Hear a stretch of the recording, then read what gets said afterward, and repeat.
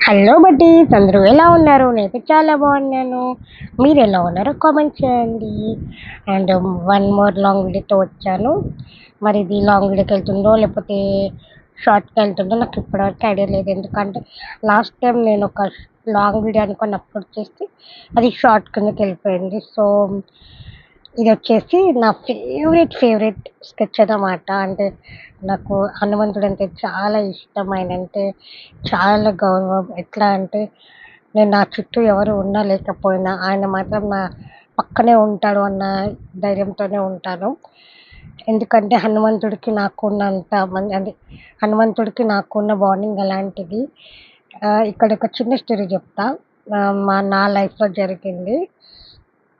నాకు 2017లో న్యూమోనియా వచ్చింది. అయితే ఎందుకొచ్చిందంటే నేను సమ్మర్‌లో బాగా చాక్లెట్స్ అంటే రోజు డైలీ ఈవినింగ్ 5:30 కల్లా ఐస్ క్రీమ్ తినేదాన్ని.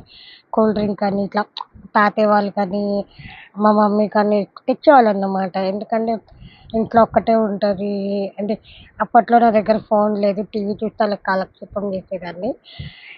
అట్లా డైలీ తినేసరికి ఏమైంది, సమ్మర్ కాబట్టి అది బయట పడలేదు. వినాయక చవితి వర్షాకాలం వచ్చేసేసరికి ఇంకా ఆ వెదర్‌కి నా బాడీ తట్టుకోలేక నాకు తెలియకుండానే బ్రీతింగ్ ప్రాబ్లమ్ వచ్చేసిందన్నమాట. ఇలా కాదు అని చెప్పేసి మమ్మీ డాక్టర్ దగ్గరికి తీసుకెళ్తే పాపని వేరే ప్రైవేట్ హాస్పిటల్‌కి తీసుకెళ్ళిపోవాలని చెప్పేసి తెలిసిన మామయ్య చెప్పారు. ఇంకా మమ్మీ వాళ్ళు భయపడి తీసుకెళ్ళిపోయారనమాట. ఎట్లాంటి సిచ్యువేషన్‌లో ఉన్నా అంటే, ఇట్లా మమ్మీ నన్ను ఇట్లా పట్టుకొని నాకు బ్రీతింగ్ ఆడలేదు. అదే లాస్ట్ డే అనుకున్నాను నేనైతే. ఎందుకంటే నాకు తెలుస్తుంది బ్రీతింగ్ అనేది. సో, మమ్మీ ఏడుస్తూనే నన్ను అట్లా తీసుకెళ్ళిపోయింది. తీసుకెళ్ళంగానే వాళ్ళు ఐసీయూలో ఉంచాలి. 44 అవర్స్ గడిస్తే చెప్పలేను అని చెప్పేసి డాక్టర్స్ అన్నారు. ఆ డేస్ ఇప్పటికీ గుర్తు తెచ్చుకుంటే మమ్మీ ఏడుస్తది. నేను నవ్వుకుంటా ఉంటాను. మమ్మీ ఏమో నన్ను తిడుతుందనమాట. ఇప్పటికి చాక్లెట్స్ తినేది. కానీ ప్రేమతో ఎప్పుడైనా ఇప్పిస్తదిలేండి. ఐస్ క్రీమ్స్ కానీ, బిస్కెట్స్ కానీ. ఇంకా అలా అంటే తగ్గింది ఒక 15 డేస్, 20 డేస్ అట్లా హాస్పిటల్‌లోనే ఉన్నాను. తగ్గింది. ఆ డాక్టర్ ఏం చెప్పారంటే, అమ్మాయికి గుండె పెరిగిపోయింది అన్నట్టుగా చెప్పారన్నమాట.